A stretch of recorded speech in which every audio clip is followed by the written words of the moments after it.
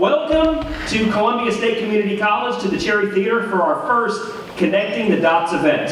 This is our Workforce Alliance Summit, where we need to have critical conversations about how we pair together the schools and industry to make sure that we have students walking across the stage ready and prepared to go in the workforce if they choose not to go to college.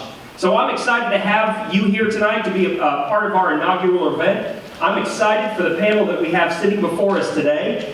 And I'm excited because this is a new chapter in Maury County Public Schools. As you know, moving back to October, we embarked on a new journey to try to discover what we need to do in Maury County schools to make sure that students are ready for college and or career. So if you've seen the newspaper articles, you knew that over a 2.5-month period, we interviewed 46 different constituency groups. We talked to parents, we talked to students, we talked to county commission, city council, we talked to the NAACP, Kiwanis, Rotary, and we asked 3 questions. What do you think students should know and be able to do by the time they leave elementary school, middle school, and high school? We gave people Post-it notes. We said, write 1 thought per Post-it note, put it on the board. We collected all that data and we went back to central office. In December, we counted 9,327 Post-it notes. People gave us a plethora of information and we whittled that down to 7. Those 7 statements became our Maury County Keys to College and Career Readiness. The community said at key number 1, we want students to be able to read on grade level by the end of 3rd grade. We know the pipeline to prison statistics that if a child's not reading on 4th grade level by the time they leave elementary school, there is a huge chance that they'll be incarcerated at some point in their life. The community said key number 2, we need students doing math on grade level by the end of 4th grade. Because if you're not doing math on grade level by the end of 4th grade, you're not getting into Algebra 1 by the end of 8th grade, you're missing out on those higher echelon math courses before you take your ACT. The community at key number 3 said, we want students to still be able to do literacy and math on grade level by the end of 6th grade, and we want our students to be proficient in Algebra 1 by the end of 8th grade. At the high school level, key number 5, our community said we want students to be able to meet all of ACT's college readiness benchmarks. Because we know if there's a student that meets those benchmarks, but decides they're not going to college, they're going to be on the management track very, very soon. Key number 6, the community said we want our students to be financially literate. We want them to walk out of high school knowing what compounding interest is. We want them to know what credit cards mean. And key number 7, which is the key that excites me the most and the reason why we're here tonight, is that we want all students, not some, not a few, but all students participating in either advanced placement, dual enrollment, industry certification, work-based learning, or military preparation by graduation. That's what this is about tonight. This is about us pairing together businesses and the school system to make sure that students walk across the stage and they have a pathway to success in their life. Because one of the things I've said since I've come to Maury County is students will do one of 2 things. They will either contribute or drain from the local economy. And it's time that we start making students and helping them contribute to the local economy. So I'm excited to introduce our panel tonight, and let's go ahead and get started. You've heard enough from me. First off, I'd like to introduce Dr. Candice McQueen, the Tennessee Commissioner of Education. Commissioner McQueen was sworn in as Tennessee's Commissioner of Education on January 17, 2015. Previously, she served as Senior Vice President and Dean of the College of Education at Lipscomb University. Dr. McQueen began her career as a classroom teacher, teaching in both public and private elementary and middle schools. And prior to joining Lipscomb University, Dr. McQueen was awarded multiple awards for both her teaching and the curriculum design of a new magnet school. Please welcome Dr. McQueen to the panel.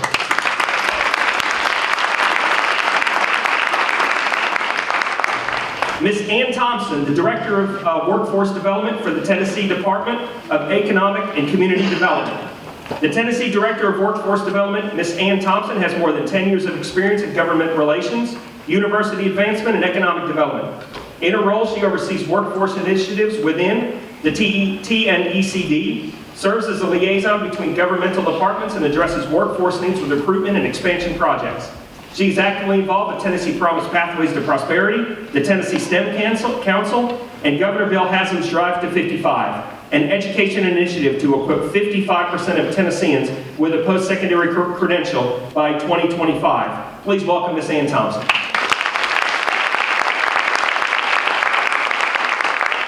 Ms. Jamie Woodson, CEO of SCORE, the State Collaborative on Reforming Education. Ms. Jamie Woodson has been at the forefront of Tennessee's work to raise student achievement, first in the Tennessee General Assembly and now as an Executive Chairman and CEO of the State Collaborative on Reforming Education. During her legislative career, Ms. Woodson chaired the Senate Education Committee, served as Senate Speaker pro tempore, and spearheaded efforts to identify and support effective teaching, raise academic expectations for Tennessee students, and turn around low-performing schools, and to support student-focused innovation. Please welcome Ms. Jamie Woodson. Now for our local education leaders, I'd like to highlight Dr. Janet Smith, President at Columbia State Community College. Dr. Smith was named President of Columbia State in late November 2007 and officially took over the presidency on February 18, 2008. Dr. Smith returned to her native Tennessee following a distinguished career, which has taken her to North Carolina, Tennessee, New York, Kentucky, and Arkansas. Dr. Smith is very active in the communities that Columbia State serves. She has presented at clubs and organizations and served on numerous local and state boards. In addition, Dr. Smith serves as Vice Chair of the Tennessee Economic Council on Women. Please welcome Dr. Smith.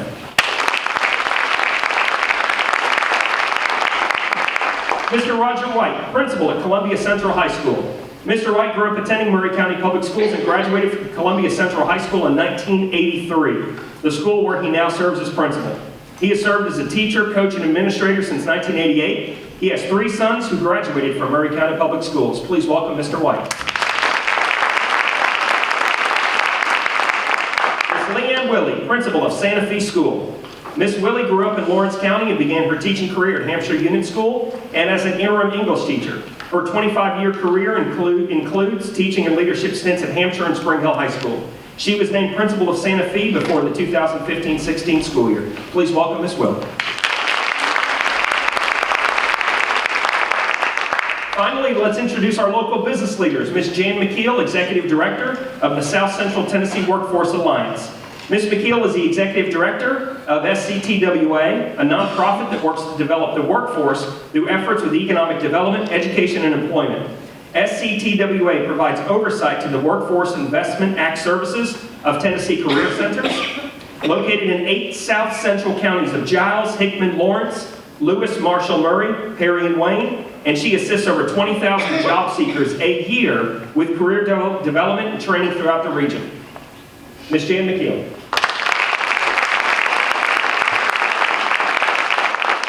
Mr. Will Evans, President of the Maury County Chamber and Economic Alliance. Mr. Evans was originally hired as the Economic Development Manager of the Maury County Chamber and Economic Alliance in 2011. He became President in 2013. Under his leadership and through cooperation with local and regional economic development partners and investors, the Maury County Chamber and Economic Alliance has been able to announce 9 relocations or expansions in Maury County over the last 2 years, totaling 1,764 new jobs and over $280 million in new capital investment. Mr. Will Evans.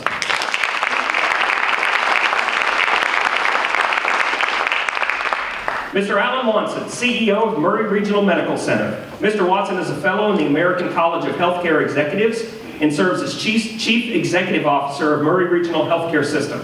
He has more than 30 years of experience in the healthcare industry, and prior to taking the helm as CEO in November 2012, Mr. Watson served as Chief Operating Officer from 2010 to 2012. Please welcome Mr. Watson.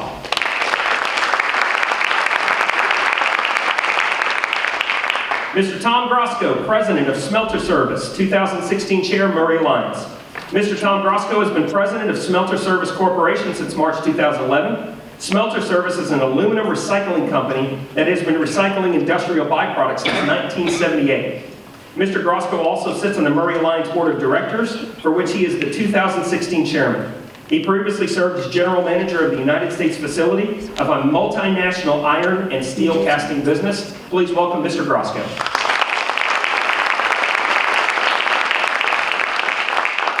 This is your panel tonight, and we will talk, we will discuss, we will answer questions. However, if any of you are on Twitter, I'd like you to notice at the top, we are currently online with hashtag MauryConnected.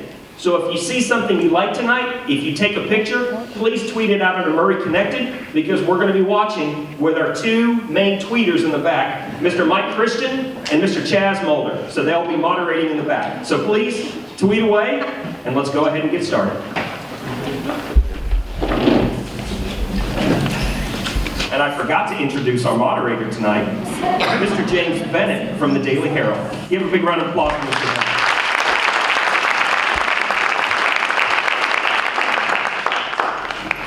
Good evening, ladies and gentlemen. It's nice to see every one of you. I hope I can match the enthusiasm that we have from the new director of schools, but he's going to be a hard act to follow. Ladies and gentlemen, the Daily Herald has been in this region since 1848, nearly 170 years. Over the course of that time, imagine the stories that have been in the newspaper. But no story we have ever published will be as big or may not be able to equal the story that we're going to see in developments in education that we're going to be part of in the next year or two and in the next decade here in Maury County. And I say that because of the dedication that we found from local leaders, state leaders, and even on a national basis on making education a priority. Now, why is it a priority? Why is it important? Many of you probably read the column I wrote in the newspaper this morning about the very subject, so I won't go into too much detail about that, about what I think, because I know you want to hear from the panelists, from the experts on that subject matter. But from my personal point of view, it's because it will be able to break, in a large sense, the cycle of poverty that's been gripping this country for many, many years. Imagine having the gift of education, to be able to compete with your peers, to be able to find jobs. I'm looking out over the room and I'm seeing many business owners out here in the audience. Imagine being able to find the workforce that you need right here in Maury County, people who want to work in their hometown, stay here and live and prosper and be able to do that because they have the education in order to do so. Just the other day, Dr. Smith and I from Columbia State were at a party celebrating a bank president here locally, First Farmers Bank, Randy Stevens. He told the group that when he grew up, he didn't even have a suit. He had holes in his shoes. His grandfather never went to school. His father had an 8th grade education. But look, Randy Stevens, through what happened with him, was able to get the gift of education, rise up to become one of the most powerful men in the history of this region. Some of you may have read that story that I had in the Daily Herald.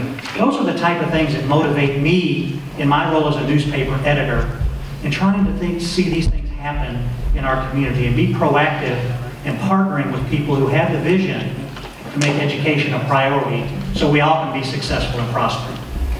And having said that, I'm going to throw out the first question. And this question is going to be for everybody on the panel. And Dr. Marzak, if you don't mind, I would like to start with you on this one. Because, to be honest with you, the keys to college and career readiness were in many ways your idea, coming from those 9,000 plus note cards that you looked over. So the question is, in 2 sentences or less, and let's go around the table and let's have every panelist answer this question. Why are the 7 keys to college and career readiness so important? What I love about the 7 keys is they were created by the community. Yes, we whittled them down, but they're not my keys, they're not our keys, they are the community's keys. And so what that tells us is the community, we finally know what the community wants for our children. And now it's our job as a school system to go out there and make it happen. So we are giving to the community what they're requesting, which is what I think school systems should be doing. We don't operate into an island all to ourselves. We are a facet of the community. So it just makes sense that we do what the community needs us to do. Thank you. Let's continue around the table. Absolutely. Well, first, thank you for having us here. And I'd also like to recognize the 2 State Senator Joey Hensley and Representative Sheila Butt, who are here, members of the Tennessee General Assembly, and appreciate their presence here tonight. I think the keys are very important. One, because of Chris's important acknowledgement that this is really a reflection of the priorities of this community. But not only are these a reflection of your priorities, these also happen to be what research and evidence tell us are the competencies and the skills that students are going to need to claim the American dream. and to have economic freedom and participate in our society in a meaningful way. And so I'm very enthusiastic that not only the heart and the priority of the community is here, but it is a path that is very concrete and specific, so you can know what your progress is, where the opportunities to accelerate are, and perhaps where the gaps are that you should focus on. And it's really exciting to see this kind of effort happening in a community in our state. The 7 keys to me are about alignment, and they're about effectiveness. I think before the 7 keys, we had a lot of community support for our schools, but I'm not sure it was aligned, and I'm not sure it was as effective as it could be. Now with the 7 keys, we've got overarching goals, we've got key measures to work towards. And with that now, I'm more confident as we take our efforts. We probably don't need a whole lot of additional effort either, but now it's going to be more aligned, and I believe it's going to be a lot more effective going forward. I'll start with 2 words: accountability and vision.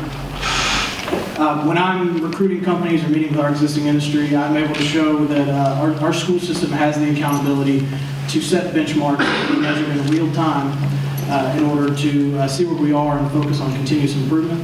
And I can also show that we have the vision to not only supply the workforce that we need immediately, but we are starting at kindergarten to ensure that we have the future workforce to meet our employers' needs. At risk. I'm having voice issues. She was at a hockey match. Cheering for the national team. So I'll keep it simple. Ditto. In all seriousness, though, it is what the community wants. I think that's what's so important. And then from the standpoint of employers within that community, our community, it's what employers expect.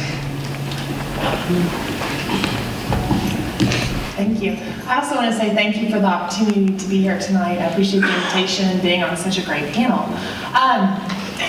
Taking it down to a very basic level, having these keys outlined is critical. And going across the state, I talk in many communities where people will say, we want to improve education, we want to be able to attract more business, we want a stronger economic development base, and they don't have goals. And I think that at the very base, you all have goals, and they're not just goals that you've pulled out of thin air. In fact, the key number 1 about all students reading proficiently at the grade level 3 or above, which I'm sure Commissioner will also address, that's something that's being tackled in the Governor's Children's Cabinet. So you're taking on issues that the state recognizes and really tackling them local, which is where I think the rubber meets the road and you can really see the progress. So I think they're incredibly important, and I applaud you for all the efforts. I focused in on 2 words that are in that, and that is preparing for college and career readiness. And I look at those 2 words in that is preparing an individual to take the next step to live the life that they want, to obtain the knowledge and the tools that's needed to live the life that they so choose. And if they live the life that they so choose, usually that is a good life in which they have the economy or have the economics that they so choose. And so those 2, college and career readiness, to obtain the tools that they so choose for the career that they want. Dr. Smith, just as a follow-up to that, when students do come to you unprepared, how difficult is it for them to catch up? Persistence is very much required to catch up at that time. We have the classes that assist and the faculty and the staff, but it usually takes a semester or 2 for them to really get into the career or into the studies that they're looking to move forward in. Thank you. For any organization to be successful, it needs strategic goals that drives everything that you do. And I think the 7 keys lay the foundation for those strategic goals for our educational system. I noticed that the school board had even been developing a budget around the strategic keys. And I think that that's what the strategic keys does for our educational system, is lay the groundwork for everything that you're trying to accomplish. Second, I think it gives you the opportunity to benchmark not only internally but externally. In healthcare, we are constantly benchmarking ourselves against local, state, national. And I think having the keys that you are tracking those measures, it will allow the system to benchmark themselves against other school systems and know what our progress is, both internally and externally. So the keys really lays the groundwork for a lot of the work that's going to be going on in the future. And do you think it's going to make it easier, as somebody who hires literally hundreds of employees per year, for you to find folks locally for the school? These keys will help you in that search? Yes. One of the keys specifically that I've noticed would help develop these critical thinking skills that are so important for us as business leaders. Having the appropriate training for the jobs that we're looking for is important, but if employees don't have those critical thinking skills, it's hard to develop them beyond just the initial introduction into those roles, and many of the keys will help develop those critical thinking skills. Well, first let me say it's inspiring to be with a group of people who are talking about, one, a vision around college and career readiness, two, you're aligning to that vision specifically, and you certainly have people in your communities, and certainly I also appreciate the legislators being here today that are really leading in this vision. And so hearing that alignment is powerful. We talk about alignment in the department all the time, ECD and labor and what we do across our state government agencies. And when you see that alignment also all the way to the local level, you know that anything is possible. And if you don't set goals and you don't have benchmarks and you don't measure them, you don't know whether you're reaching those or not. So you have alignment. I also would really praise you for it being multi-measures. You have lots of measures that look at not only reading and math proficiency, but you're also looking at ensuring that you're doing this at an early childhood stage. You're looking at moving into college through your ACT benchmarks. And you have this wonderful model where you said, you know what, having early industry certifications is important. Work-based learning is important. Making sure students have these early post-secondary opportunities is important. And it's an incredible alignment to the department's strategic plan, Tennessee Succeeds, but it's locally owned and locally driven, and that's the best way for us to get to our goals. So I just want to compliment you on the real work that's going on. Now, a couple of our principals, Principal Willie and White. I think the most exciting thing for me is the communication that the keys have opened up for the community to interact with our schools. At the school level, I want choices for my students. I want them to come out of high school. I want them to be prepared for anything that they want to do, whether it be military, workforce, college, TCAT school. I want them to have choices, and I believe the alignment of the keys allows us to focus on what is important. It's easy for us to be distracted with other things going on, but this provides the framework for me to make all the decisions that I need to make for the students. And it is measurable, and I can tell whether it's successful or not. So I'm very excited about the keys, and I feel they're very important. I'm going to take the route of I'm the last person to answer this question. I'm going to ditto all the way around. But I'm also going to say that the keys will ensure that all students are ready for the future. And as they graduate from high school, so whether it's going into the workforce or whether it's going to college, they will be ready. I'm going to ask some follow-up questions now, if you all don't mind. And the first one is going to go to some of the state leaders on the panel. And Commissioner, if you don't mind, I'd like to start with you on this one. Why is Tennessee's reputation important as far as being a leading education state? Why does that make a difference? I think that is an important question for us to consider as we think about why the local alignment and the local vision is so important, because when the local communities own this vision, then you start seeing the state really have a reputation of all parts of your state, rural, urban, whether you're talking about this metro center that has lots of jobs coming in or other areas where we're still bringing in jobs. You have you're making a statement that we have an educated workforce. And not only do we have people who are managers and leaders who can go into whatever profession that we have in the state, but you also have folks that can take jobs because they're problem solvers. We mentioned earlier, they're flexible thinkers, they're critical thinkers, and we've got people who can take the jobs that we have now. Emerging areas, mechatronics, the work that we're doing in advanced manufacturing, engineering, all of that work is work that we have to do at the local level, and then that funnels into creating a state that has a reputation of, wow, not only are you on the rise in your educational performance like we are on our National Assessment of Education Progress, we are still, after this almost 2-year period, the fastest improving state in the United States in terms of academic achievement. But that is pointing to we are moving, we are growing, and we're doing that from a local level that funnels into the state progress that meets our Drive to 55 goals. And as we do that, we send the message that Tennessee is where you bring your businesses, because we've got people who can take your jobs, we've got people who can perform. And that is that cycle that we want to continue to talk about when we are discussing alignment. And that's why that's powerful, and we have to keep on that track. Director Thompson, are other businesses across the country noticing what's happening in Tennessee? What are other states and other politicians saying about what Tennessee's doing? From an economic development standpoint, we are doing fabulous. We have had 2 of the best years right in a row. Last year, we brought in just over 25,000 jobs. Those are net new jobs, and this next year, our goal is 28,000 jobs. We have some really large announcements coming up. We have some that just happened today. It is a great time to be in Tennessee. It is also a time to recognize the importance of education and how much we have got to continue that alignment.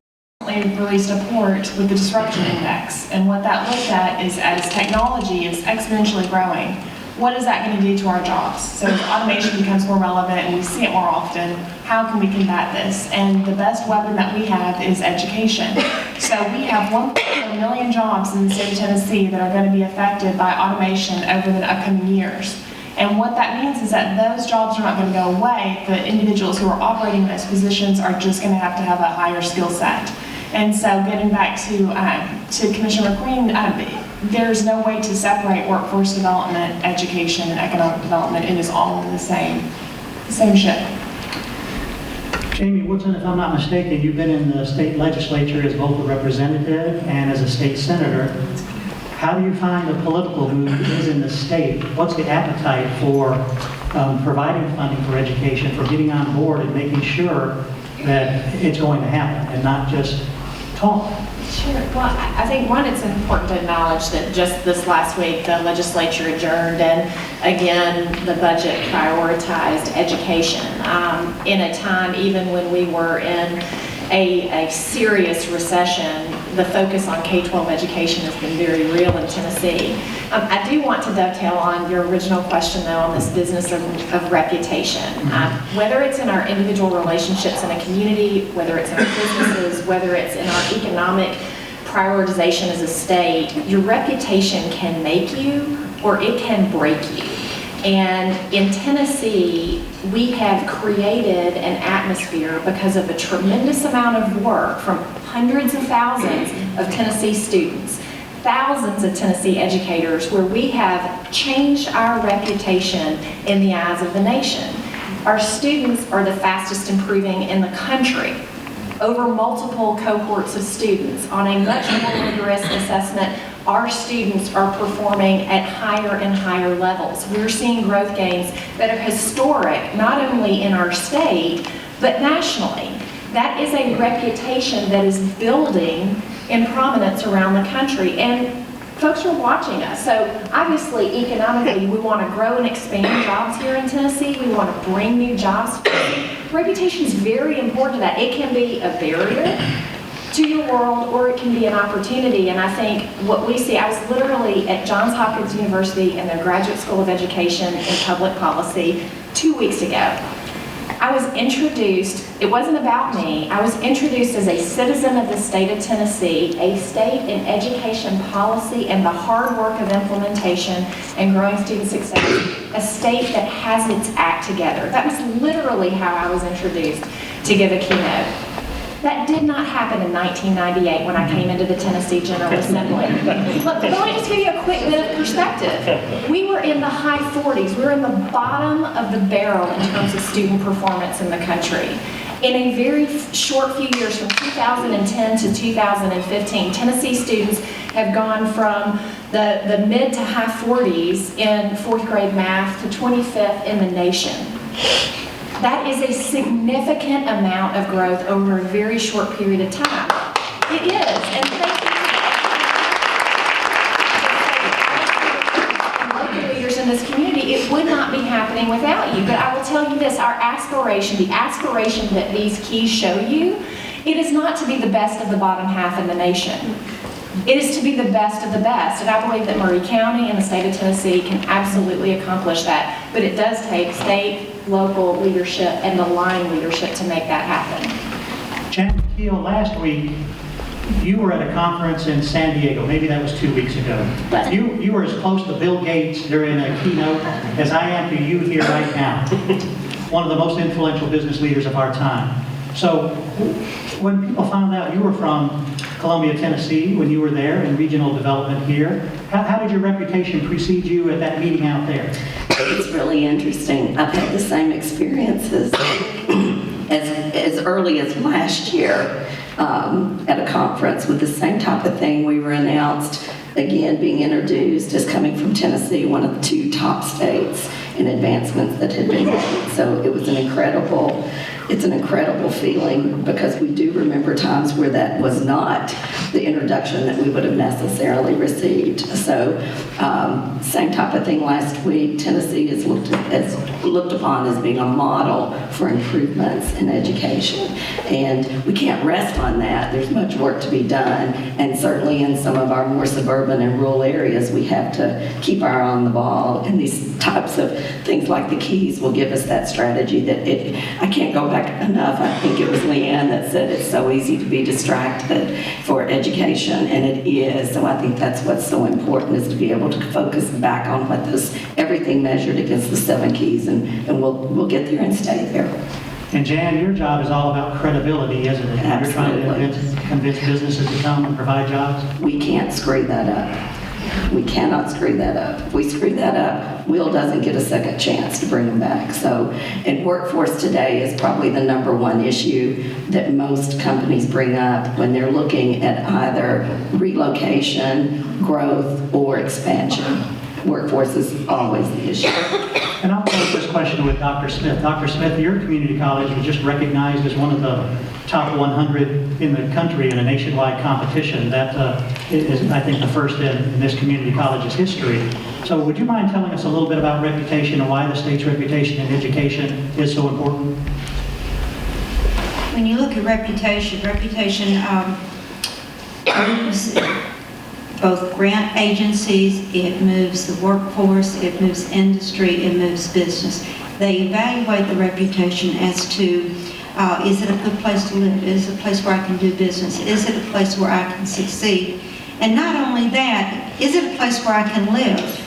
But if there's not a strong education network and school system within a community, individuals with young children choose to live elsewhere.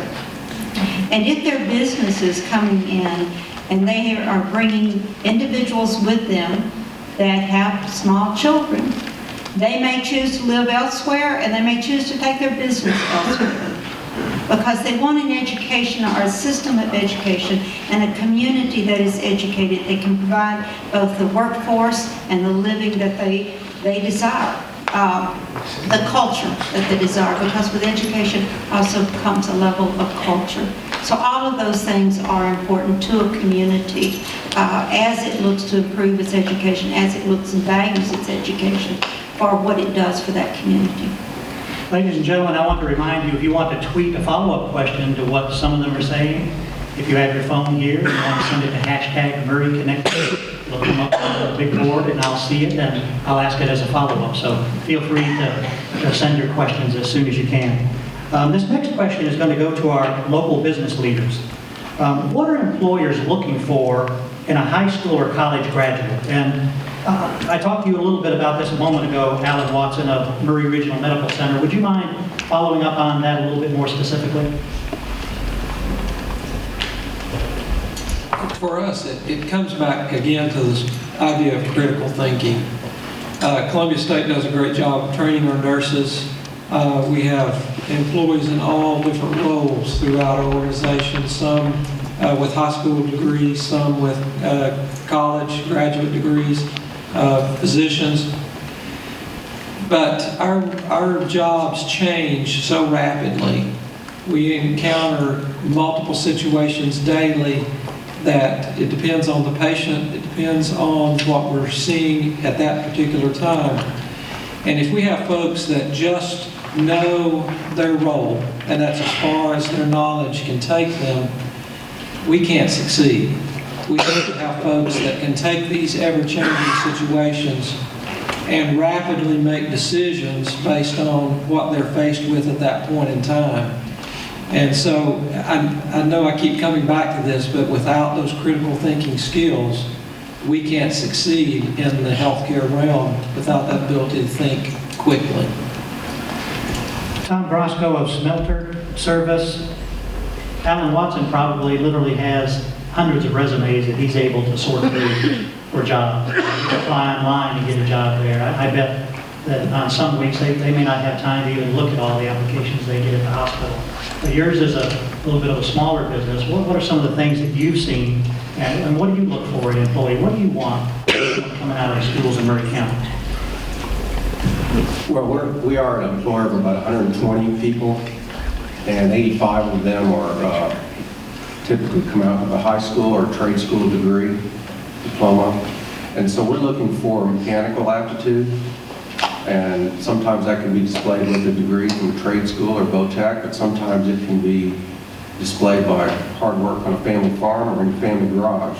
But mechanical aptitude is something that's really good to have. More and more students are needing to interface with computers and automation, and fortunately the kids are getting even brighter and brighter, much brighter than we are sometimes with that.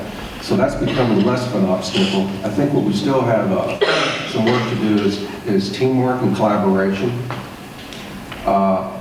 You can't be successful at Smelter Service and probably not at the hospital if you're not able to work on a team.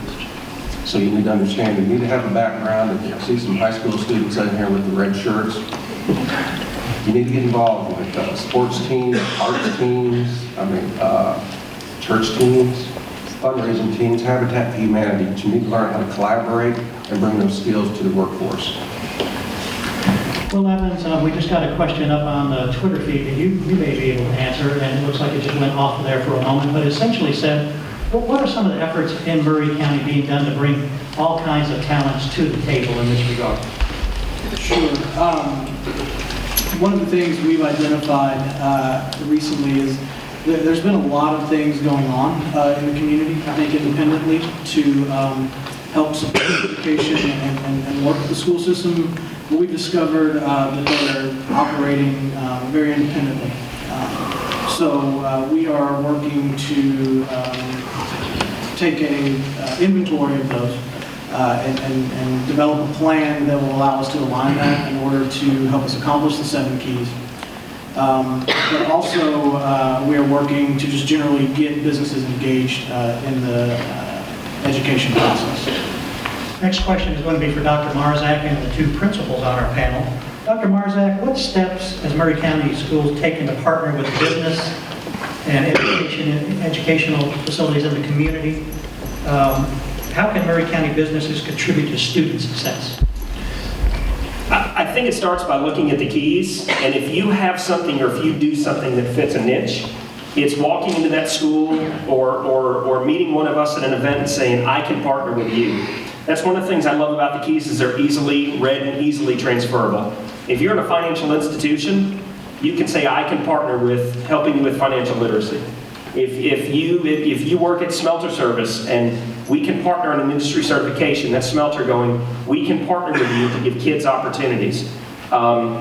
We don't operate on an island all unto ourselves. And so it's about having that dialogue and about having those conversations, about bringing those people in and making them a part of our school system. And one of the things that I'd be remiss in saying is this doesn't happen just by chance. I mean, I'm not here by chance. I was brought in by a great school board that said, listen, we need somebody to bring a vision to our community. That's what we need to do. We need somebody to rally the community. And so I'd be remiss to say, if I wouldn't be sitting on this stage tonight, if it weren't for my school board, and a couple of the members are here tonight. I see Mr. Lassiter, and I see our board chair, Mr. David Bates, up there. And then I've received a lot of support from our county commissioners and our city councils that have looked at me and said, Marzak, what do you need? How can we help? And I love that conversation is taking place in our community. It's not about what's coming to me, but about what can we do to help further and move our community along. And so I think this has sparked an entire conversation. And you can see from the people that are here tonight, this is just the beginning. This is going to grow. This is just an inaugural event. And I foresee this stadium, or this auditorium being filled someday soon, because we begin the conversation. Principal White, what are some of your thoughts on the matter? You have a lot of students who work in the community. Has the community been able to come together to help your students? We do, and he's right. Partnerships are important. You take an example right now, we have a massive building going up, an absolutely beautiful building going up, and you have Bell Construction just sitting right outside the door. And just the other day, our construction kids took a tour of the building and started learning some ins and outs of construction, and before it's over, 2 kids were hired for a job. Again, that's a partnership between us and Bell. A businessman showed up at Central High School, although he's a graduate of Central High School 8 to 10 years ago, and $100,000 later, he's responsible for our tutoring program and Chromebooks and calculators and so forth. So again, another partnership between us and the business. And every August the 1st, 2nd, and 3rd, we'll have a ninth grade meeting, and we'll invite all the former Central High School graduates, alumni to visit Central High School, to let our students know that they can succeed in anything, do any kind of job they want to do. And it's kind of odd, we put all that together over the past few years, and our graduation rate continues to climb. Principal White, why do you think it's a little bit different this time around with the keys? Principal White, this one's still for you, follow-up question. You've been in education in Maury County for a long time. You've heard a lot of things come down the pipe. Why do you think the keys will be a difference maker? I think the alignment, that's been mentioned several times. I think we've always had plans in the past, and I think in some cases not everybody is on board. I think these 7 keys will allow everybody to get on board, and it's definitely going to be beneficial to Maury County. Dr. Marzak, just before Principal Willie answers here, have you had trouble getting people on board? I mean, in any political environment, it's difficult to come up with a consensus. The problem at this point is there's not enough time in the day to get everybody on board. A lot of people, I'm a new superintendent. I got here August 15th. Generally, when a new superintendent comes in, the first thing you're trying to do is you're trying to navigate everything and find everything out. It takes you a while to get your feet settled. You need to find this political power and that political power. You need to find those unwritten rules. We don't do this, or we've never done that, so don't even think about doing this. It's really been refreshing to come into a system, and the business community, the school board, the county commission, what do you need? I'm like, what? Are you kidding me? What?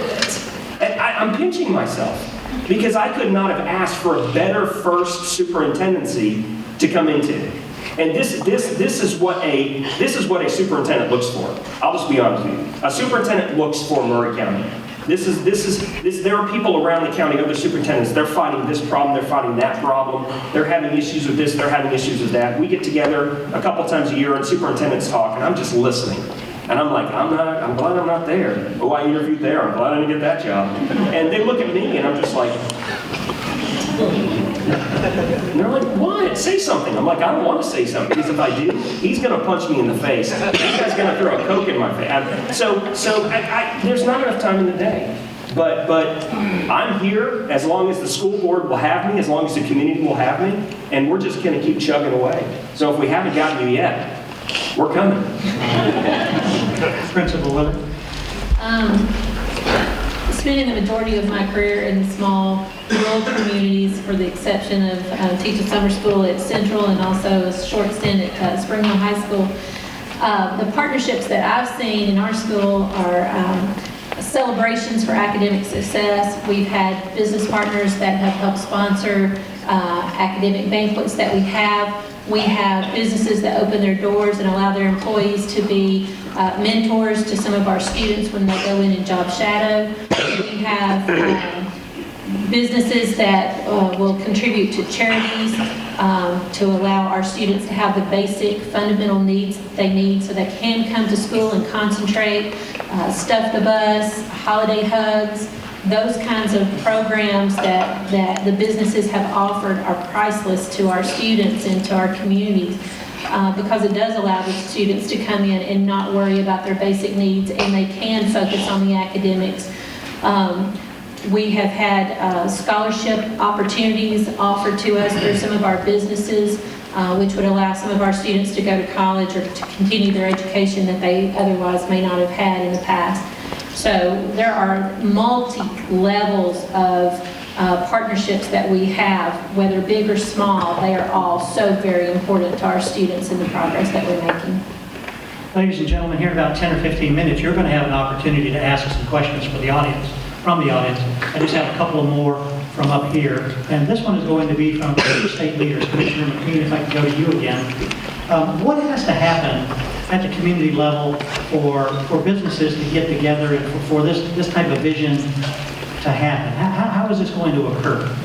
I mean, we can talk about pie in the sky vision and philosophy, but rolling up the sleeves, what has to happen to make this successful?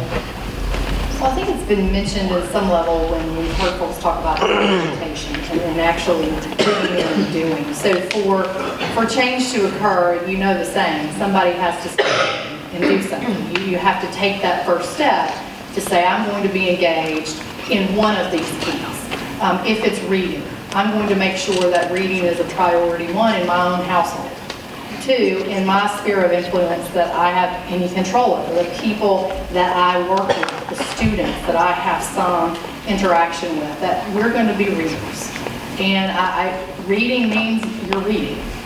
We said, well, someone said, well, how do you make sure kids are reading? Well, they need to be literally reading. The better you are at literally picking up books and looking at them, looking at the words, looking at the pictures, you're going to read more. And we need to make sure that we're helping kids who are struggling readers, who really have challenges, and make it a priority in every single place that we interact.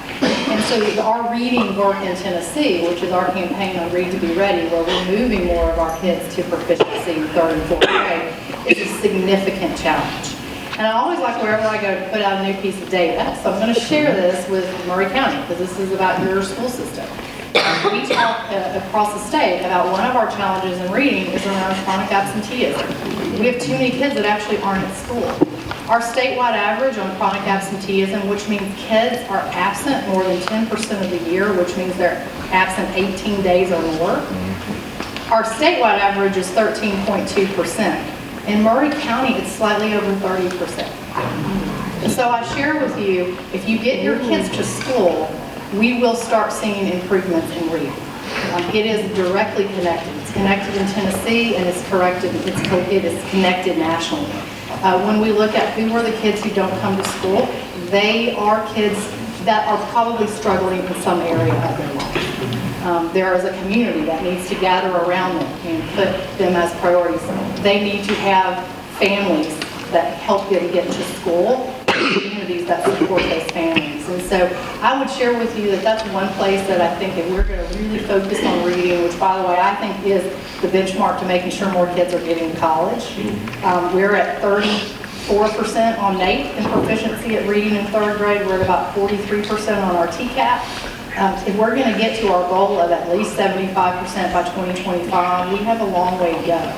And all of the layers of work that we're doing, getting kids to school, wrapping around kids at the local level, making sure they have books and they're reading a lot in our schools, make sure our educators are working with all kids who have these gaps, as well as out of school time and our community work and what we do with kids between birth and 4.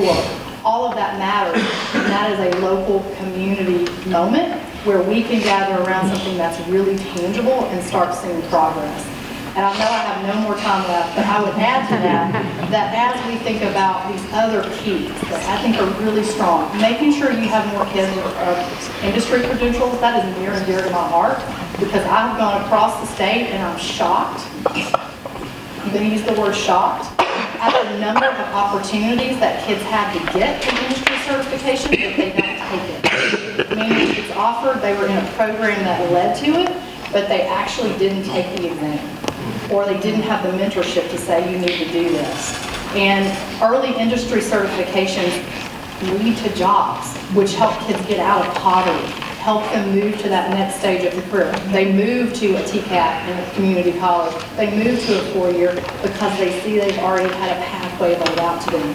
Right now, we only have 2% of our high school graduates, 2% of our high school graduates actually move directly from graduating from high school into a TCAT, one of our Tennessee colleges of applied technology. People who are going to TCATs are adults coming back. They've been out of school a while, they're coming back.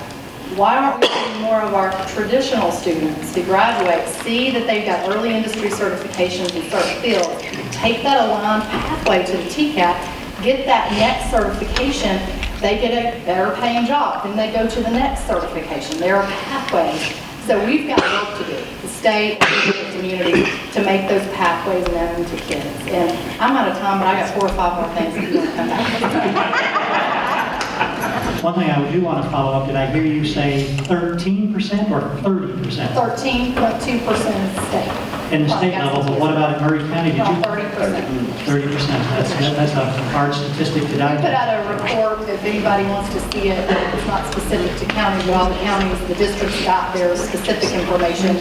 But that report's on the Department of Education website around our challenges, like absenteeism across the state. And then all the local communities have their data to really think about how they're going to support this. Yes, and as a follow-up to that, here's a little plug. Read the Daily Herald within the next week. I have an op-ed article coming out in the Herald titled says, "We want your children in school," and what we're doing to attack that 30% attendance rate, because Dr. McQueen is exactly right. I'll give you a little snippet. The last line of the article says, "We can't help your children learn if they're not sitting in seats." If children are not coming to school, we can't impact them on the keys to college and career readiness. You won't be reading, you won't be doing math, you won't qualify for Algebra 1, you can't complete an industry certification, and you're going to walk across stage and then go sit on your mama's couch.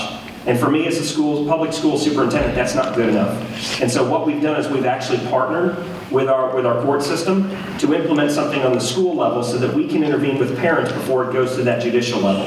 So we're actually doing some things to be more proactive, and we're already seeing an increase in attendance because there are some parents, not in this room of course, but there are some parents that do not see school as a priority. We have to help them see school as a priority. And so we have to get with them, we have to enfranchise them, and we have to help them understand that we are not your dad's school or your sister's school or what you saw 20 years ago. We are a different system, and we're here to help your children be successful in line with the keys to college and career readiness. So, Dr. McQueen, thank you for that shocking statistic, because it is the truth. We have something that we need to tackle as a community. Director Thompson, and following up with you on the original question, what can business leaders out here do you think, to work with the community on solving some of these problems, especially the statistic we just heard, and also helping children learn to read and embrace that passion for reading? Well, I'm actually a little shocked too. 30% is higher than I expected it would be, and that is very scary for the workforce moving forward, because if you think if I showed up to work 70% of the time, I can't imagine I would still have a job. I can't imagine that any of us would. And so that is, to the credit of what you're saying though, at least the issue is identified, and now you can look towards strategies, which I think we actually have, on how to address it. From a business standpoint, I think there is so much opportunity for businesses to be more involved in K through 12. The challenge that we have run into many times and discussed is, who is that intermediary? How do we help create those connections? Because the truth is, businesses don't always know where they can specifically plug in, and K through 12 doesn't always know how to approach that business. And really what's more important than the dollars or the donations where they maybe gave some food for a picnic or something of that nature would be the time that could be spent. So one of the programs that we do have statewide, which I think everyone should be plugging into, is Tennessee Achieves through the Tennessee Promise, and that allows adults from any background to be a mentor to these students to help them move from that secondary level to post-secondary and to help them be aware of the opportunities. I can't help but think that it's too late in the system by the time they're seniors to make large impacts, but that doesn't mean that you can't make an impact. And so that would be one way that I think businesses could work together for that program. I also think that teaming up with some of the state departments who are your natural liaisons, so like Jan at the Department of Labor and Workforce Development, she's a wonderful example of somebody who really goes out there and finds the funding to bring together business and industry and education. And so she has some specific turnkey programs that can be used in multiple businesses. And I think that one of the things that you could do through the great leadership that you've developed is make that be your microphone to magnify those messages so that businesses know how to plug in.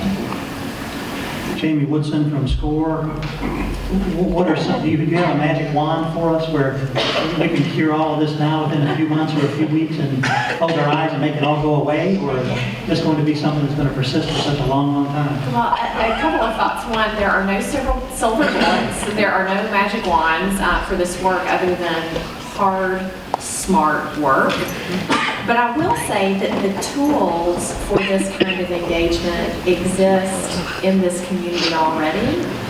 You've taken a step to come together and identify your priorities. You've also come together to identify very specific ways that business leaders and community members can engage. I think the commissioner's comments, as well as Ann's, on very specific ways you can, as a local community member, engage, whether it's in early literacy, community wraparound services. But I'm looking at a beautiful document that is created by this community on 5 ways that business leaders can significantly impact local schools through internships, coming in and giving speeches in schools, working with educators to show them that today's factory isn't your mama's or daddy's factory, and really making those links between educators and students in the workplace. Mentorships, not only through important opportunities like the Tennessee Promise, but mentoring folks. What's the importance of even pursuing post-secondary education? What can it mean to a student who may not have access to that appreciation through their own home life? And how do we support families in that effort?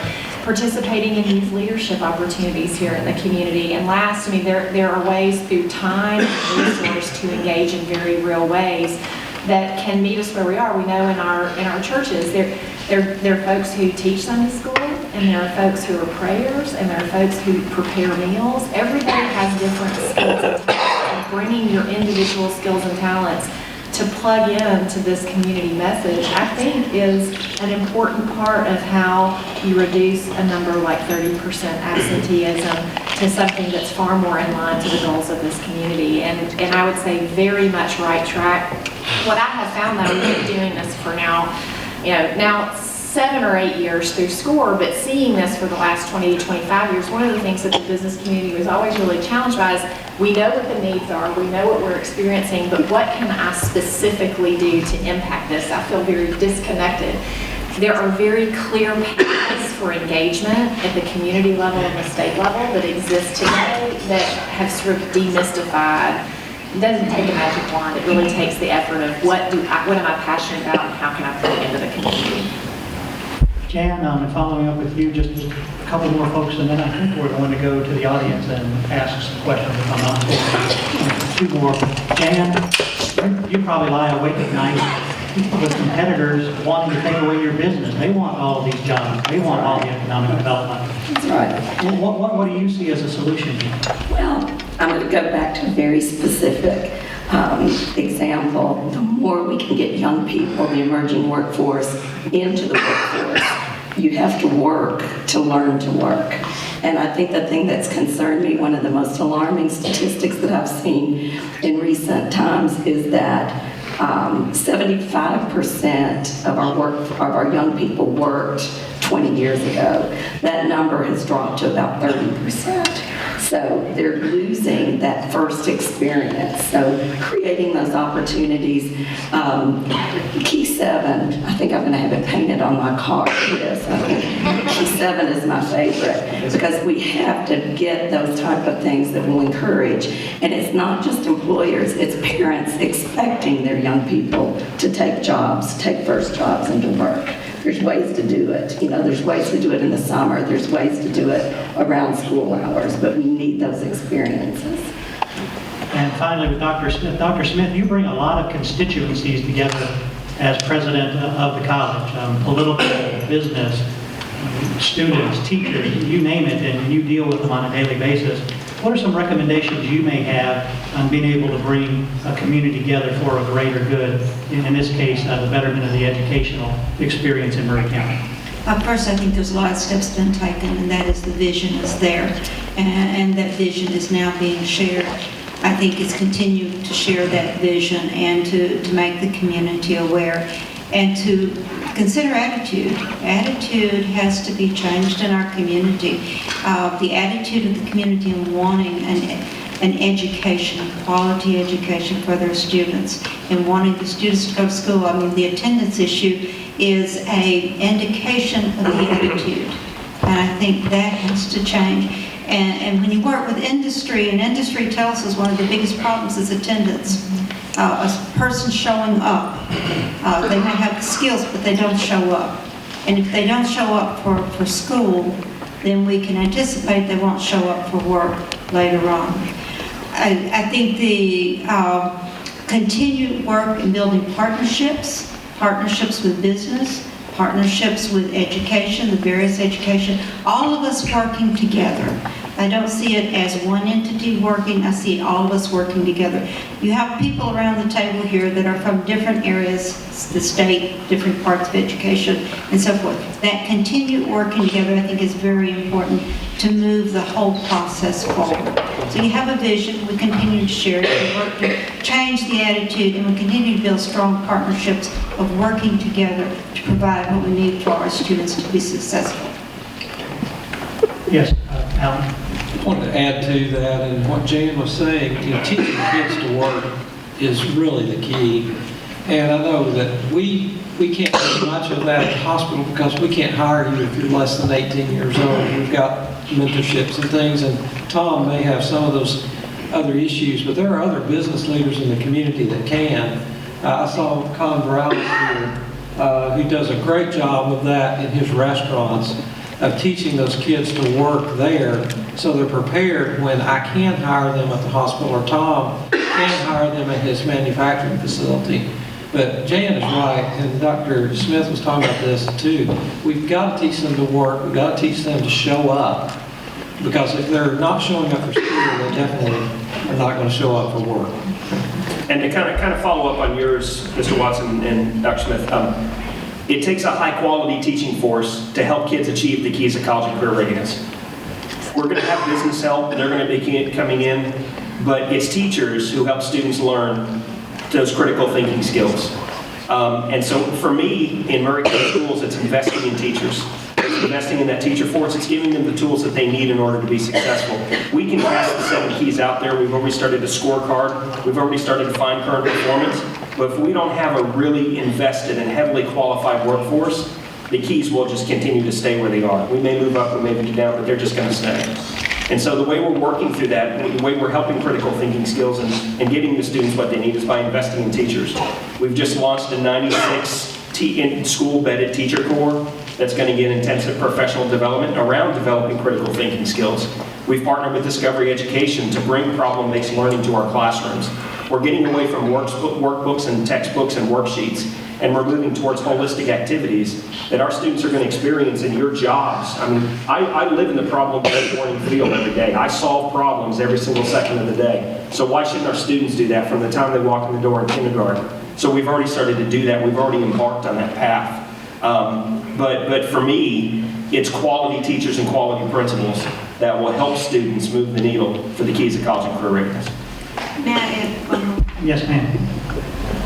Let me say we also got to value all occupations. Yes. This is one that people have heard me say over and over. And that comes to everybody sitting around this table and everybody in this audience. If your child, if your son or daughter walked home and said, I want to be a welder, would you be proud that that's what they want to be?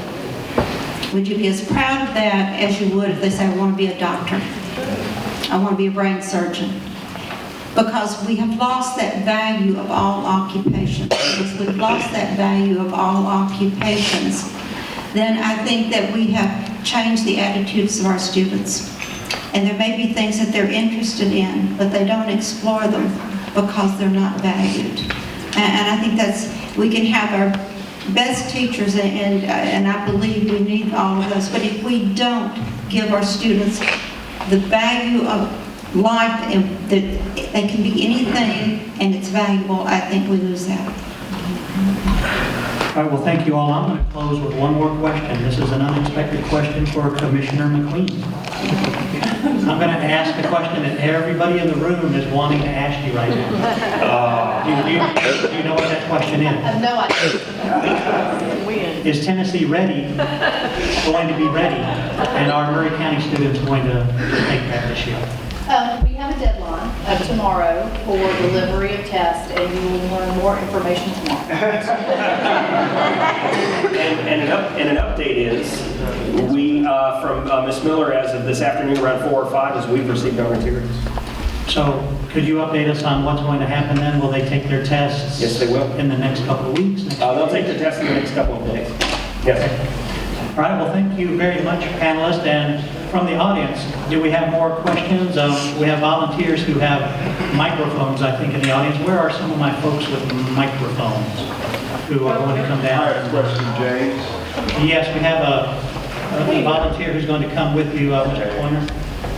Microphone right behind you. Would you mind saying your name, tell everyone who you are, who you work with, and where would you like to direct your question? First, James, I want to direct my attention to you. Thank you very much for putting that on the front page. I saw it at my mid-afternoon lunch. Yes, sir. Ladies and gentlemen, my name is John Pointer. I'll be very brief. You guys look marvelous up there. You're beautiful, multicolored shirts, ties, but here's the bottom line. We have to get beautiful people of color to be involved. If we have a 30% announced statement about students, if a portion of that, a major portion, Commissioner, is in the market of African American communities, we've got to get the families involved. Right quick, what I want to tell you, in less than 40 years, we're talking about a speechwriter for President Reagan. We're talking about an NBC sports director. We're talking about people representing the President of the United States as well, currently, all coming from Columbia, and they're men and women of color.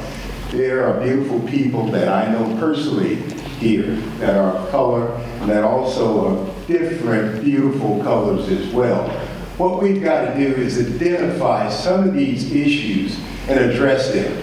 Not talk amongst ourselves, beautiful people, about how can we grow Maury County. I am a small business owner. I've been very, very blessed coming from Columbia to go to Washington and speak in congressional hearings and speak in Senate hearings.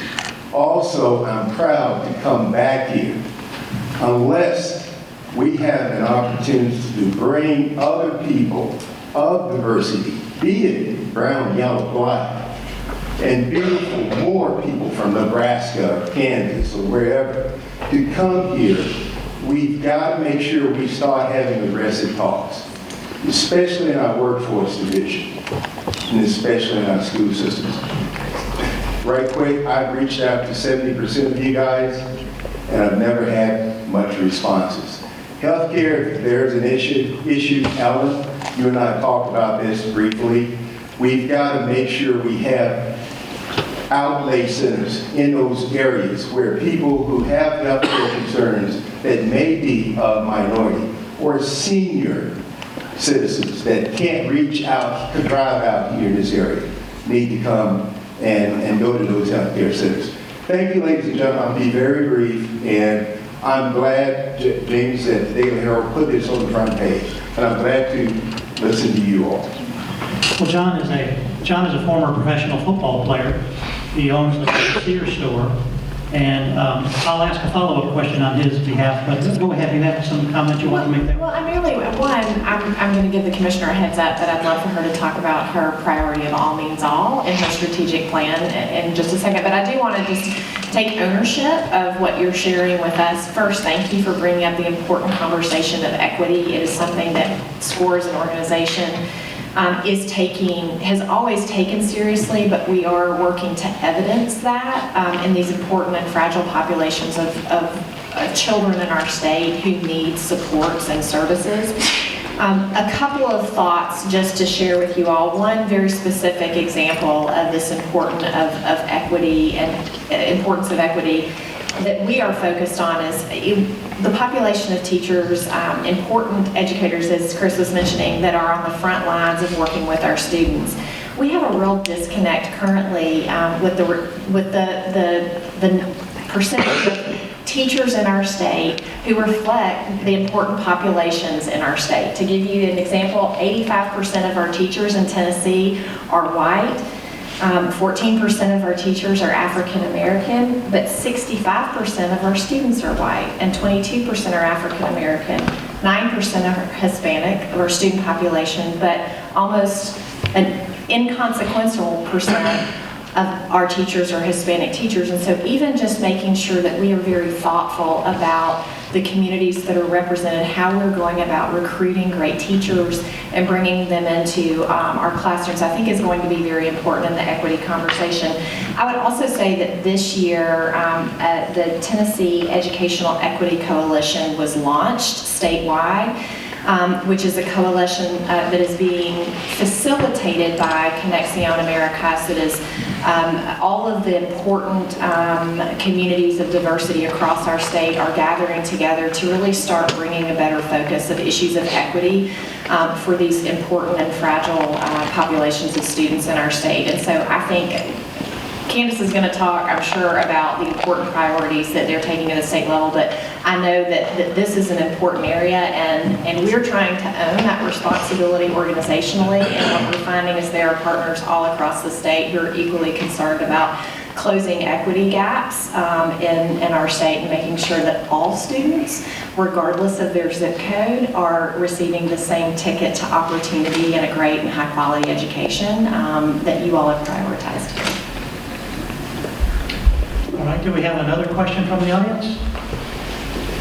Yes, ma'am, please tell us who you are and to which panelist you would like to direct your question. My name is Lois Hammett. I'm a county commissioner from one of the neighboring counties. Yes, ma'am.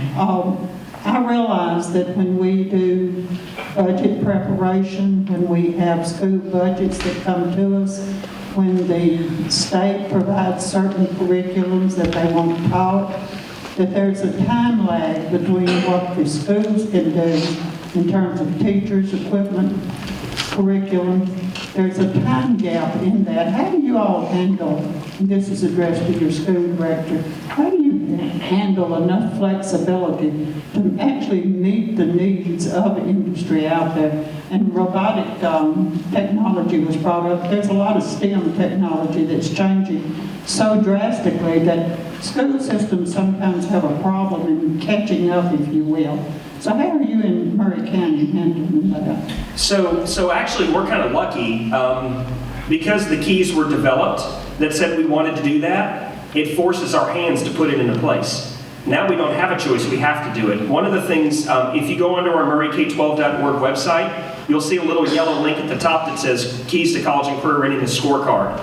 So it is full well known to the public how we're currently performing according to the 7 keys. And I'll just go ahead and preface it now, it's not very good.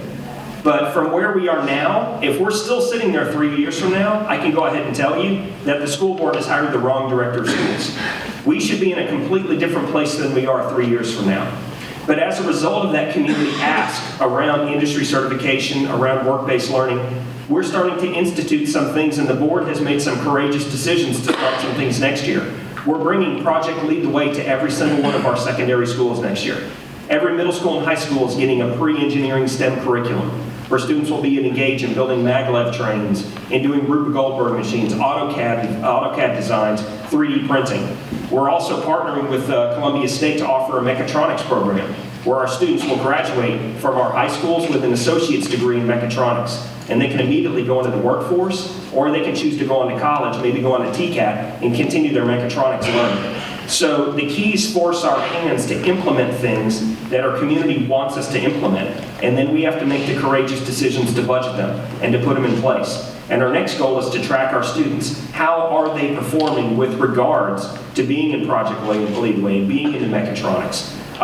In essence, to get kids ready for that, we're having a huge focus on mathematics at the elementary school level. Consistently, we typically focus on reading at the elementary level. We are focusing not only on reading, but key number 2 forces us to focus on mathematics. Because if kids aren't leaving 4th grade on grade level with math, they're not going to be successful with a pre-engineering curriculum. They're not going to be able to qualify for a mechatronics program in their freshman year. So we're getting kids out of elementary school reading and doing math on grade level. One of the programs we implement at the elementary level is Dreambox. Dreambox right now is a game-based learning mathematics program. It's the #1 elementary math program in the country. I'm proud to say that Michael Ford, the principal here from Randolph Howell, has been implementing Dreambox for about 2 weeks. He's already seen an average of 9 percentage point growth in his elementary school students. And his teachers are knocking it out of the park with Dreambox usage. But it only starts with leadership. Mr. Ford has made that a priority in his schools. He has challenged his teachers to make sure that students are using this vast resource that's been given to them, and then he challenges them and he recognizes them and he pushes them, because we know students grow with regard to those types of tools. So it only starts with leadership.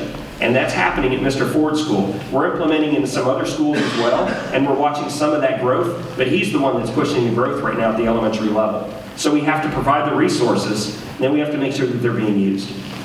Another question here, almost toward the front row. Yes, sir. Hi, my name is Brad Evans. I'm a product manager for a software company called Blackboard.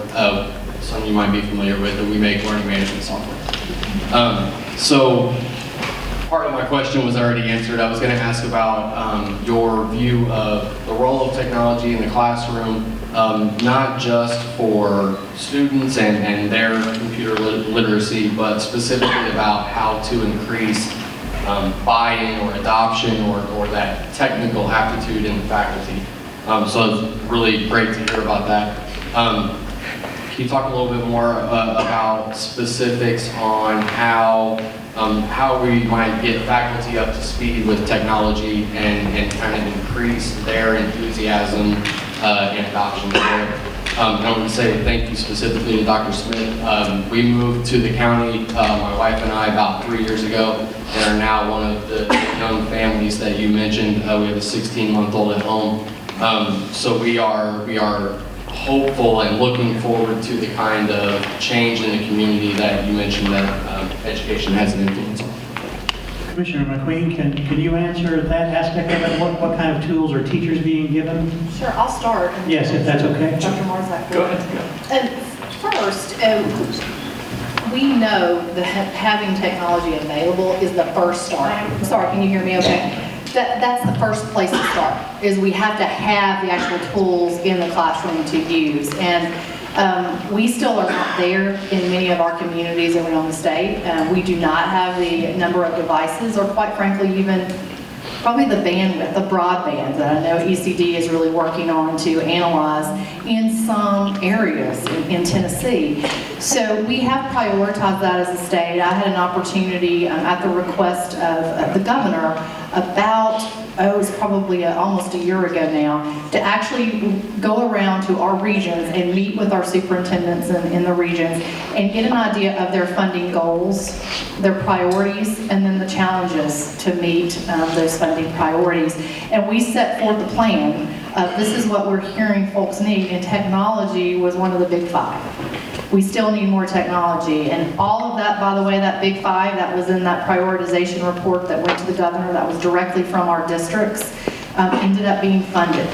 We moved, again, say thank you to the legislators in the room for approving a budget that prioritizes education. It's the largest investment in education without a tax increase this year. You know, $268 billion, $100 million for teachers, but technology. from $15 million a year to $30 million a year, double recurring funds every year, and we're going to continue to support technology. So it is a priority.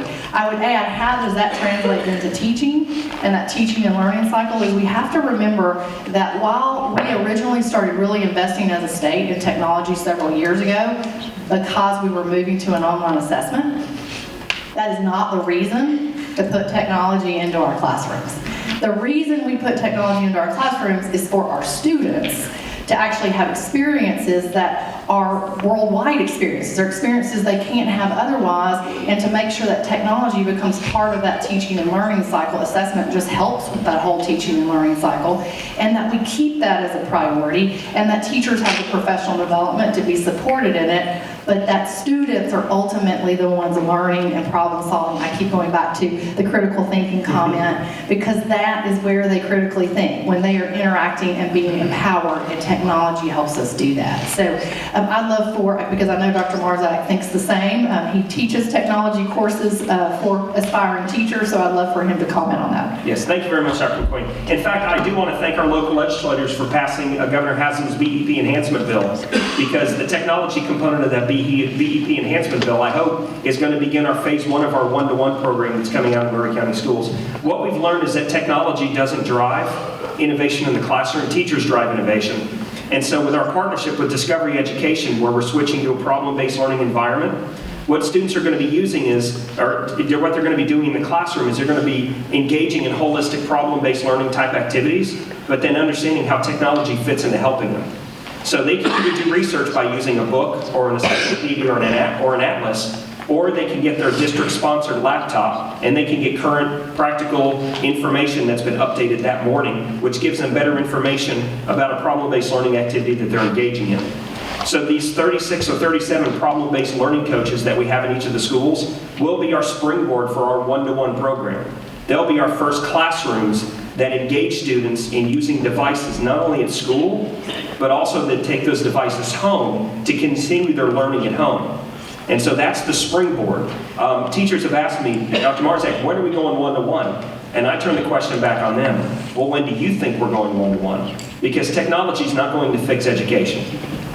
And I'm a technology professor. And to hear me say that, it's just like, yeah, I got lobsters coming out of my ears.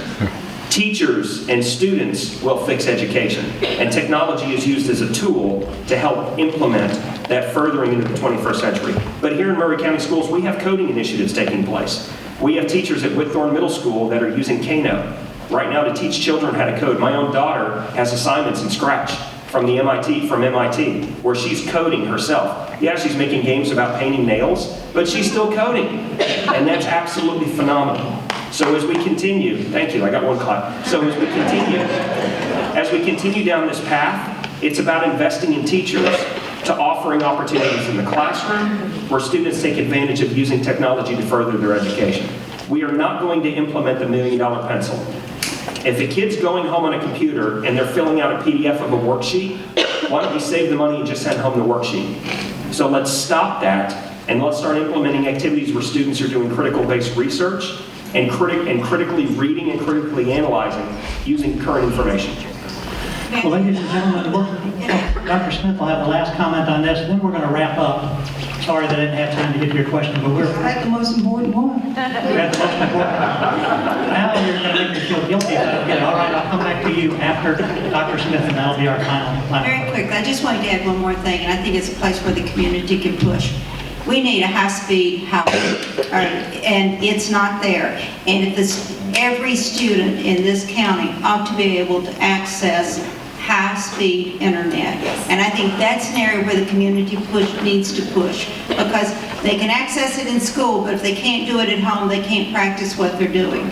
They can't grow to that world that's out there. So I think that's an infrastructure need that's needed all across the state of Tennessee for every household, but particularly as we deal with Maury County. And that's one of the things we'll need from businesses, because if students don't have internet at home, they can't do work. We'll need businesses to partner with us to say, come on in and do your homework. It's okay.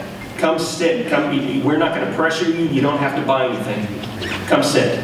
we will need businesses for All that. right, one last question from the audience, and we'll address it to one panelist, and then I'm going to ask you all for your closing thoughts, 30 seconds, on what you think the next step should be, what you think should happen from tonight.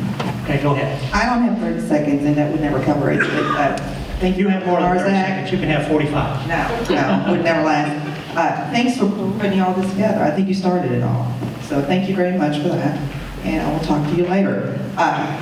Dr. Smith, I think you make the most points, because since I came to the United States, it's always bothered me.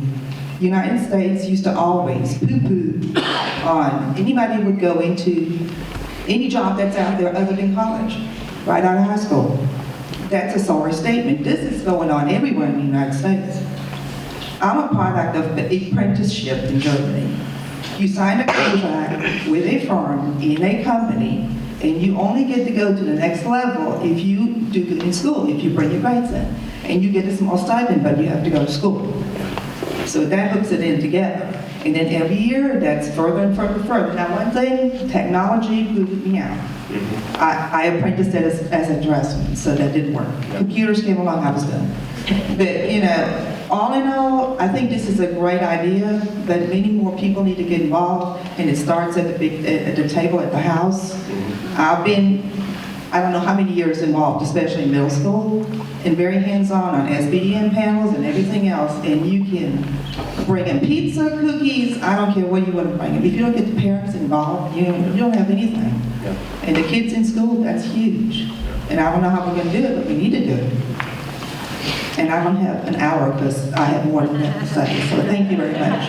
All right, you can write us a letter to the editor on that. I won't do that because it'll show up at City Hall. All right, we've been blessed by this wonderful panel here tonight. I want to be respectful of their time. I'd like to start with Principal White. If you could give maybe a 30-second and I'll go around the table. Will, if you would be the last commenter, and then you can come up and address the group after we're finished here. But maybe 30 seconds each of you, what do you think should happen going forward? You've heard the comments tonight. What should we take out of this seminar, this forum tonight? I think it's simple. Our community needs to continue to come together so we can grow Maury. It's a new day in Maury County. Let's all jump on board and make it all happen. Commissioner? Maury County has shown 2 consecutive years of growth in Algebra 2 and English 3. Maury County is outpacing the state's growth in 3 through 8 math, biology 1, and chemistry. And we are showing, as a state, I'm seeing that we are continuing to improve on ACT, and I see Maury County moving in that direction. There are very positive things happening in Maury County. We need to continue to build on those things and then be very honest and transparent about the areas that our data shows, our experiences show, the opportunities that kids are having in work show that we need to continue to improve, set those benchmarks and align to it. I think you are on the right path. We cannot sit back and say that this is the director of schools' job, this is the school board's job. This is all of our jobs to improve the education of our community. It's just like improving the health. You can't lay that at the hospital's door. It's everyone's job. And for those kids who don't have parents that are engaged, we have to help find ways to get them engaged, the Boys and Girls Clubs. The other avenue that if they don't have parents, we've got other folks that will help do that. And I think that falls to all of us to make sure that that succeeds. I think we need to continue the discussion, each of us, folks here, those in the audience, and share the discussion, share what's going on, share what's being talked about with your neighbor, with friends, people throughout the community, because the more individuals who are aware and knowledgeable, the greater the support, the better the direction. I want to preface this comment by saying that I think mentorship really is the key. I really think it comes down to people and people sitting down and talking and having a conversation about these are your career opportunities, here are your skill sets, let's try and match them up, and then that encouragement component. That being said, I also think money is incredibly important. So I think one of the things that I would suggest that you can literally do tomorrow is we are going to have our LEAP 2.0 is coming out. The RFP will be announced tomorrow, and Jean did a fabulous job with your all's I mean, it's a regional-based grant opportunity. So with all of y'all's leadership and support and ideas to come up with some really great programs.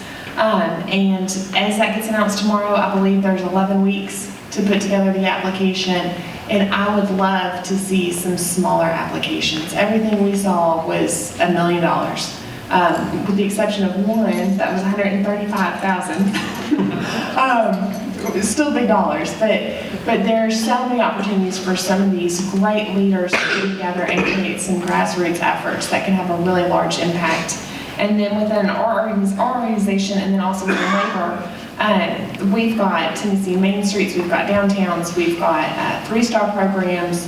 We have a lot of funds that are available. So if you could find somebody to be your point person, you've got the right people at the table who can help navigate to ensure that all your funding is going towards these goals. That would be my suggestion.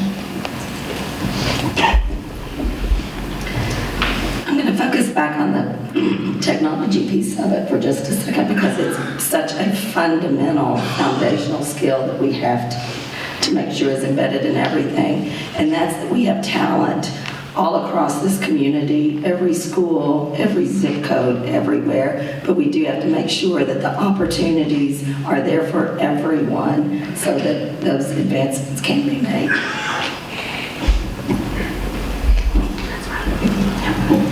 I have 2 points to make, and one is, as a business leader, I'll tell you that it's Dr. Marzak and the school principals are extremely approachable. So if you're a business leader wanting to know how to get involved, just approach one of them.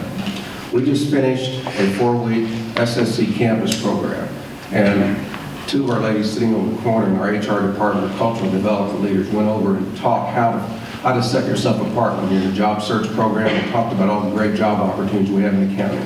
So I think we've got graduation this Thursday, but getting involved as a business leader is easy. Just approach Dr. Marzak himself. The second point is as chairman of the Maury Alliance. I see we've got some school board members here, and I see we've got some county commissioners here. I don't know how you've all found time to be here with all the other nights you're spending on the budget. So you have got a huge challenge ahead of you, or you're working on now. We've got the 7 keys, that's just a start. Now we've got to fund things, and I applaud what y'all are doing, but everyone here needs to participate. The county commission, school board needs to see all of us, they need to hear from all of us, and they need whatever support we can give them to help them make the right decisions to fund our schools and make them the schools that we want them to be.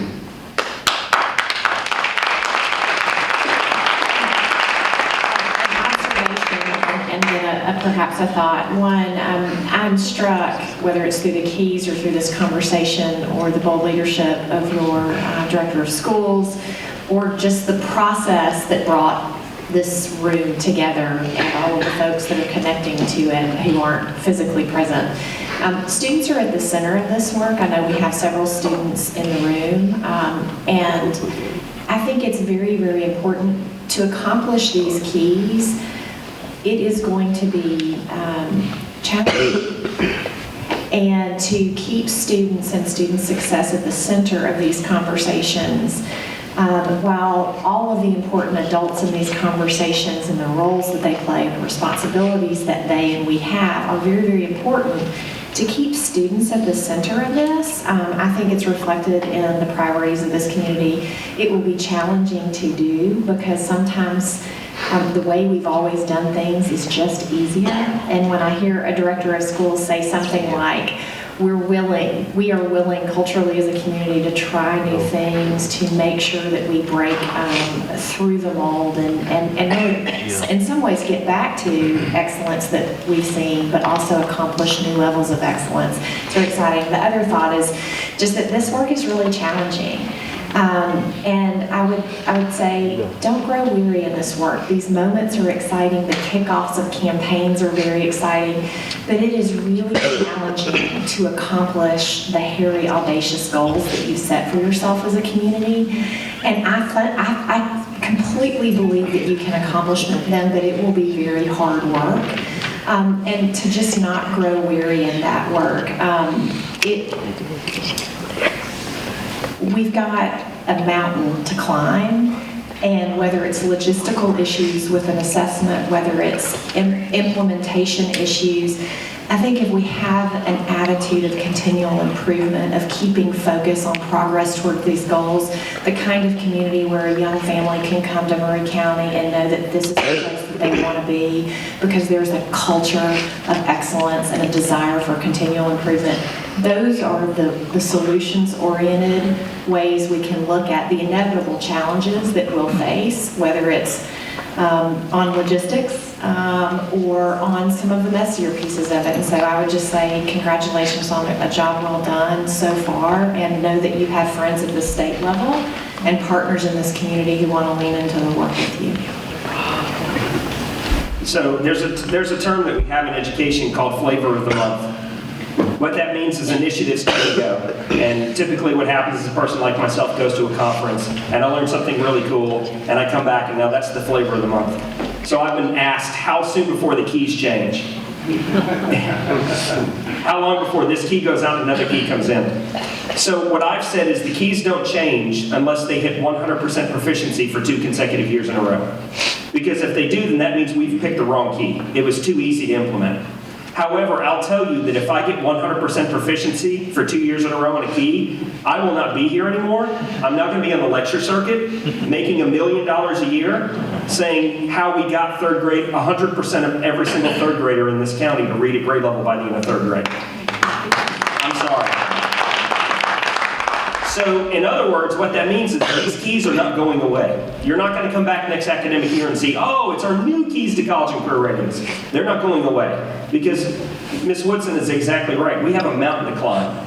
These keys are massive, but what we know is when these children achieve these keys, what they will be able to do will be limitless, and the possibilities will be abounding. So these keys are not going anywhere anytime soon. The community picked them. We sifted them. This is where we're going, and this is what we're focusing on here on out. And lastly, my final point is thank you. Thank you to the panel. There are other things that these people could have been doing tonight. They have families, they have children, they have spouses, and yet they're here tonight in Maury County. Thank you to the people in the audience. There are things that you could have been doing tonight, and you chose to be here. Thank you to the school board. Thank you for bringing me to Maury County, because this has been a great place to not only start this work, but also to move my wife and my children. This is a phenomenal community. I want to say thank you to the county commissioners. They have been very welcoming to me. And all I've heard from every single county commissioner is, Dr. Marzak, what do you need? How can we help you? And I've been I feel very good about that. Our two legislators have been here, Ms. Butt and Mr. Hensley, have been, Dr. Marzak, what do you need? How can we help you? What can we do on the state level to make sure that you are successful in Maury County?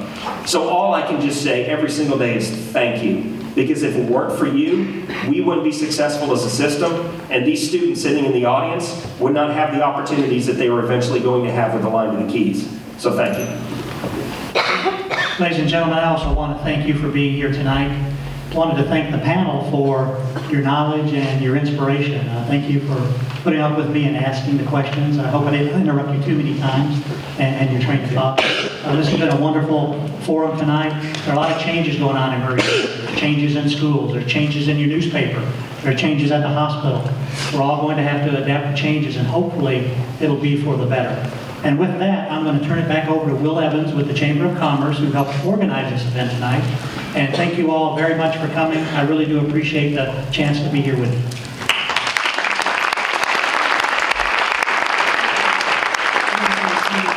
A few seconds here. I just wanted to wrap things up. I want to thank you all who have attended tonight. I want to thank the panelists who've spent their time up here this evening. Two things are immediately clear.